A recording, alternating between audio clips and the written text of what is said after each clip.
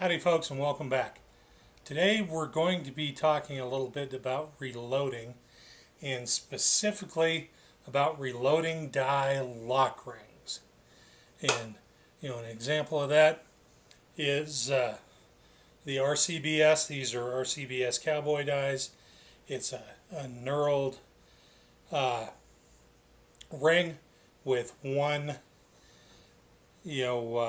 Allen screw to tighten it down. And in my experience, those work pretty well. I've set them and forget them. And I'll show you on the press why you want to be able to lock those down here in a minute. Another set of dies I have is this Lee 4-die set for 45 ACP. And as you can see, the nuts on these have no means of locking it. They have an O-ring to where they're supposed to tighten down on the press, but my limited experience with those is they don't even do that well, and much less be able to set them and take a die off the press and put it back on and have the setup be the same. And I don't know about you, setting up dies isn't that much trouble. Read the instructions. It's pretty straightforward, but it's a pain in the butt. And especially if you're on a single stage press, having to reset your dies every time, especially if you're running small quantities, is a pain. So I was playing around with these new dies, and I said, I need to get some lock rings. And there's two basic styles. Pardon the things going by. There's two basic styles.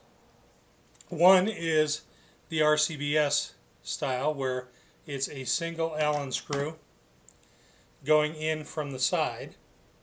So what that does is it will pull the threads in on one side, and of course have your Allen screw here, but what it's doing is loosening the contact over here. And the RCBS ones I've had good luck with. I have heard about others that are not so good. Seems like I had some others, but I couldn't find them when I got ready to film this segment. So anyway, that's the deal with the single screw ones. Well, what was recommended to me is the Hornady lock rings. And what that is that's a split ring setup, to where you have a ring like this and the screw tightens it up, so you're getting tighter contact all the way around. So with our little example here, instead of it being pulled to one side or the other, it's actually tightening the whole thing down around there. You probably can't get a close-up of that, but can of the actual lock ring. So there it is. You can see it's split on one end, and you have your screw and your threaded hole on the other side, to where when you tighten that down, it clamps down on more of the bearing surface of those threads, and it'll hold in place. So that's probably about clear as mud, and I think a good set of lock rings is a good thing to have, and I'll show you why. Okay, we're over here at the single stage press. Hopefully that's a good camera angle. I don't know. Pardon the messy stuff in the background. Pay no attention. So anyway, why this is important. Here's those Lee dies. That nut just turns. Once you get it cranked down in there, supposedly that O-ring is going to make it tight, but when you go to turn that out, you're going to lose all of your adjustment, and that's just a pain. Not to mention, in my limited experience with the way the Lee dies are set up, it just didn't hold. As I cranked a few through, it loosened up, etc. So, on the RCBS dies, the single, screw type method. And like I said, the RCBS ones have worked well for me. Other brands, not as much. I know some people have said It works better if you take that ring off and you put a piece of lead shot down in the hole, and that helps it crank down against the threads. Pardon the furnace going off there. It's about 12 degrees outside here right now. So anyway, with this set up, it's locked in place. It's not going anywhere. You can just put this in, crank it down, and know that it is set up to where all you have to do is turn it in snug, like that. Take your pliers, just give it an and you're ready to rock and roll. It's not going to move on you, and it's going to be the same. So if you're running them, you just turn in the die you need at the time, then you can turn it out, put in the next one, and you know it's ready to go. But on the lead eyes, I needed something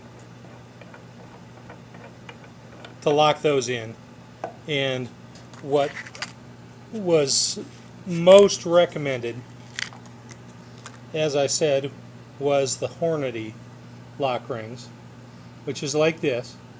So that just clamps down on the length of it. They fit all dies, or all standard dies, I should say. I'm sure there's some oddballs out there that they don't.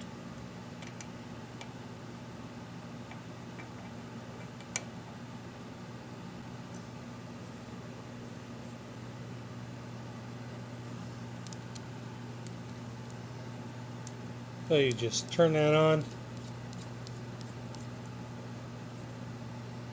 run the die into your machine, get it set up where you want it, snug that down, take your Allen screw, take your Allen wrench, tighten up that little Allen screw, and your die is set up.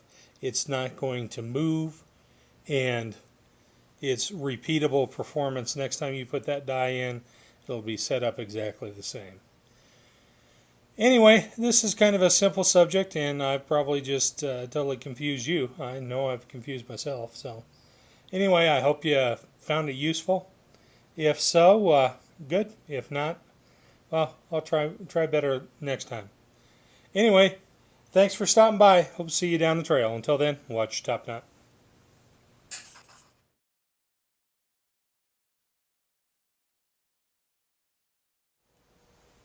Blah, blah, blah, blah, blah, blah, blah.